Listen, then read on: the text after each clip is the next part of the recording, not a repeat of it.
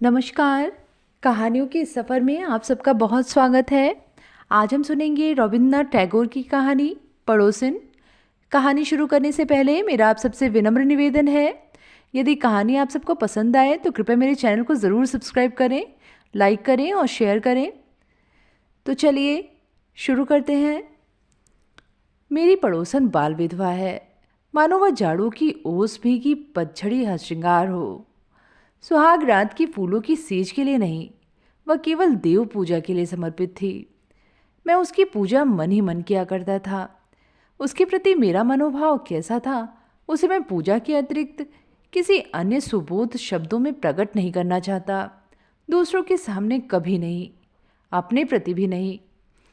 नवीन माधव मेरा बहुत ही घनिष्ठ एवं प्रिय मित्र है। उसे भी इस बारे में कुछ नहीं मालूम। इस प्रकार मैंने अपने अंतरतम में जिस आवेश को छुपाकर साफ सुथरा बना रखा था, उसके लिए भीतर ही भीतर गर्व का अनुभव ही करता था। परंतु पहाड़ी नदी की तरह मन का वेग अपने जन्म शिखर से बंधा नहीं रहना चाहता। किसी भी रास्ते को अपनाकर वह बाहर निकलने की कोशिश करता है। इसमें अगर वह सफल नहीं हो पाता तो भीतर ही भीतर कसक उत्पन्न करता है। इसीलिए मैं यह सोच रहा था कि कविता में मैं अपने भाव प्रकट करूंगा, लेकिन कुंठा की मारी लेखनी ने किसी तरह भी आगे बढ़ना न चाहा। बड़े आश्चर्य का विषय तो यह है कि ठीक इसी समय हमारे मित्र नवीन माधव को अचानक बड़े ही प्रबल वेग से कविता लिखने का शौक बढ़ने लगा, मानो अचानक भूचाल आ गया हो। उस बेचारे पर ऐसी दैवी विपत्ति पहले कभी नहीं आई। इस प्रकार वह इस नई नवेली हलचल के लिए बिल्कुल तैयार न था। उसके पास छंद तुक आदि की पूंजी नहीं थी, फिर भी उसका दिल छोटा न हुआ। यह देखकर मैं दंग रह गया। कविता मानो बुढ़ापे की नई दुल्हन की तरह उस पर हावी हो गई। नवीन माधव को छंद तुक आदि की सहायता और संशोधन के लिए मेरी शरण लेनी पड़ी।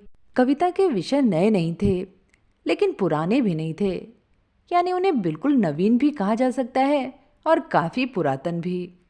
प्रेम की कविताएं थीं, प्रियतमा के उद्देश्य में। मैंने उसे एक धक्का लगाते हुए पूछा, आखिर है कौन, बताओ भी। नवीन ने हंसकर कहा, अब भी उनका पता नहीं लगा पाया हूँ। नए लेखक को सहयोग देने में मुझे बड़ा संतोष मिला।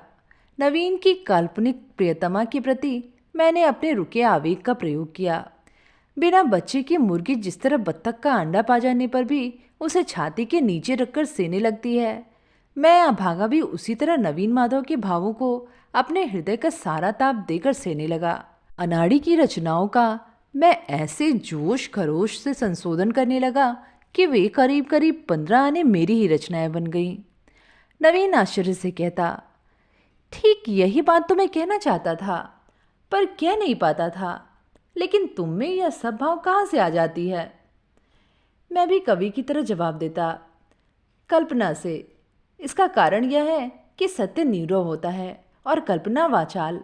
सत्य घटनाओं भाव स्रोत को पत्थर से दबाए रखती है, कल्पना उसका मार्ग मुक्त करती है।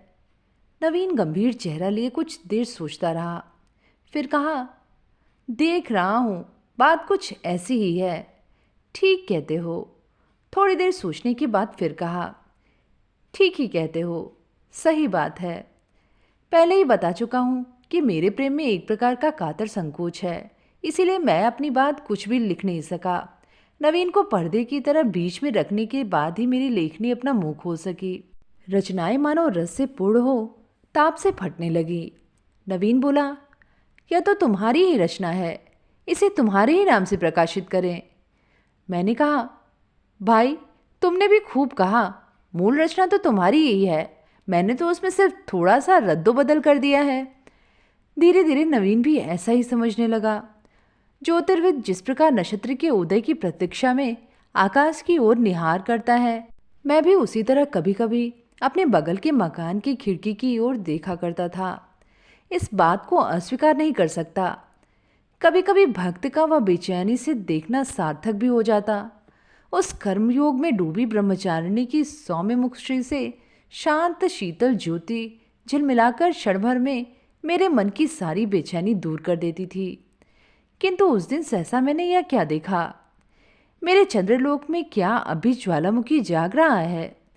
वहां की सुनसान समाधि में डूबी पहाड़ी गुफा सा सारा अग्निदाह क्या अभी भी पूरी तरह बुझा नहीं है? उस दिन बैसाख के तिपहर को पूर्वोत्तर दिशा में बादल घिर रहे थे। उस घिरी हुई आंधी की बादलों भरी तेज चमक में मेरी पड़ोसन खिड़की के पास अकेली खड़ी थी। उस दिन उनकी शून्य डूबी घनी काली आंखों में मैंने दूर तक फैली हुई एक कसक देखी। मेरे उस चंद्रलोक में अब भी ताप है। अब भी वहाँ गर्म सांसों की हवा बहती है। वह देवताओं के लिए नहीं, मनुष्य के लिए ही है। उस दिन उस आंधी के प्रकाश में उसकी दोनों आंखों की तेज छटपटाहट उतावले पक्षी की तरह उड़ी चली जा रही थी। स्वर्ग की ओर नहीं, मानो हृदय की घोंसले की ओर। उत्सुक आकांक्षा से चमकती उस दृष्टि को देखने के बाद मेरे लिए अपने बेचैन मन को काबू करना मुश्किल हो गया। तब केवल दूसरे की कच्ची अनगढ़ कविताओं के संशोधन से मन नहीं भरा, मेरे अंदर भी किसी प्रकार के काम करने की चंचलता पैदा हो गई। तब मैंने निश्चय यह किया कि मैं बंगाल में भी विधवा विवाह प्रचलन करने के लिए अपनी सारी चेष्टा का प्रयोग करूंगा।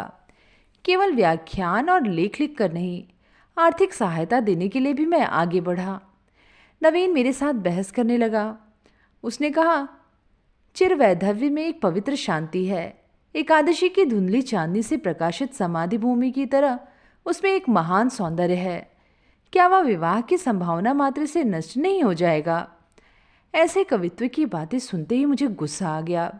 अकाल में खाने के अभाव में जो व्यक्ति घुल घुल कर मर रहा हो, उसके पास हट्टा कट्टा कोई व्यक्ति आकर यदि भोजन की भौतिकता के प्रति घृणा प्रकट करते हुए फूल की सुगंध और पक्षियों के गीत से मरते हुए का पेट भरना चाहे तो वह कैसा लगता है?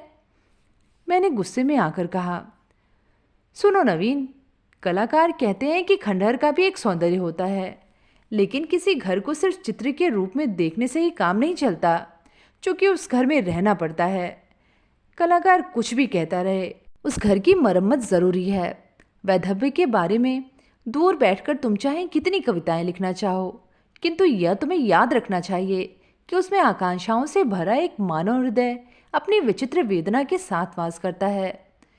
मेरा ख्याल था कि नवीन को मैं किसी भी तरह अपने दल में नहीं खींच सकूंगा, इसलिए मैं उस दिन ज़्यादा गर्मी से बातें कर रहा था। लेकिन सहसा मैंने देखा कि मेरे भाषण के अंत में उसने एक गहरी सांस ली और मेरी सारी बातें मान ली। मुझे और भी बहुत सी अच्छी अच्छी बातें करनी थी, पर उसने उसका मौका ही नहीं दिया। लगभग हफ्ते भर के बाद नवीन ने आकर कहा, तुम अगर मदद करो तो मैं खुद विधवा विवाह करने को तैयार हूँ। मेरी समझ में एक बात आ गई कि उसकी प्रियतमा काल्पनिक नहीं है। कुछ अरसे से वह एक विधवा नारी को दूर से प्यार करता रहा है, पर किसी से उसने यह प्रकट नहीं किया।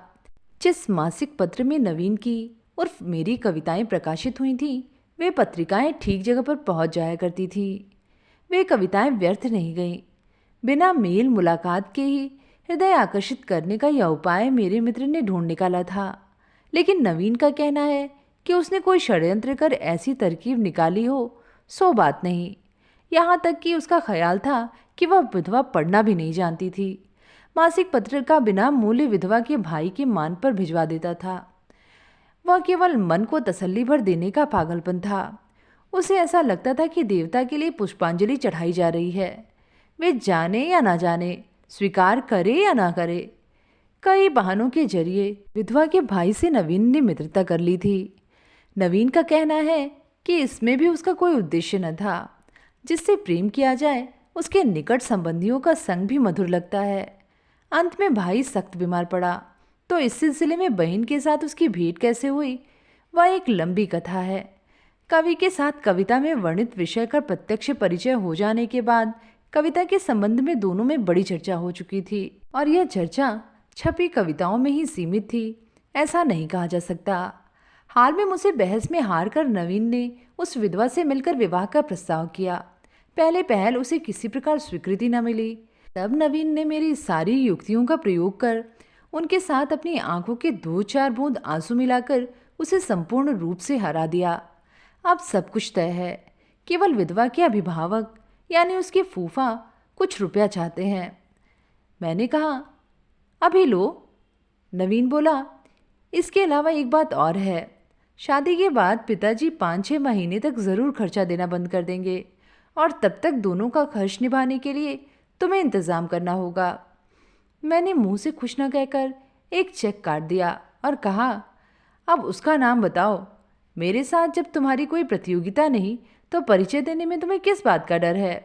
मैं तुम्हें छूकर सौगंध खाता हूँ, उनके नाम कोई कविता नहीं लिखूंगा। अगर लिखूं भी तो उनके भाई के पास ना भेजकर तुम्हारे पास भेज दिया करूंगा। नवीन ने कहा, अरे इसके लिए मुझे कोई डर नहीं। विधवा विवाह की लाज से वह गड़ी जा रही है, इसलिए उसने तुम लोगों से इस बारे में कोई चर्चा करने को बार बार मना किया है। पर अब छिपाना बेकार है। वह तुम्हारी ही पड़ोसन है, 19 नंबर में रहती है। अगर मेरा हृदय पिंड लोहे का वायरन होता तो उसी क्षण फक से फट जाता। मैंने पूछा, विधवा विवाह से उसे कोई ऐतराज नहीं? नवीन ने हंसकर कहा, फिलहाल तो कोई ऐतराज नहीं है। मैंने पूछा, सिर्फ कविताएं पढ़कर ही वह मुग्ध हो गई? नवीन ने कहा, क्यों, मेरी वे कविताएं कुछ बुरी तो थी नहीं। मैंने मन ही मन कहा, धिक्कार है। धिक्कार किसे? उन्हें, मुझे या विधाता को? लेकिन धिक्कार है। तो ये थी कहानी पड़ोसन। कहानी आप सबको कैसी लगी नीचे कमेंट में लिख के ज़रूर बताइएगा। फिर मिलेंगे एक नई कहानी के साथ। धन्यवाद।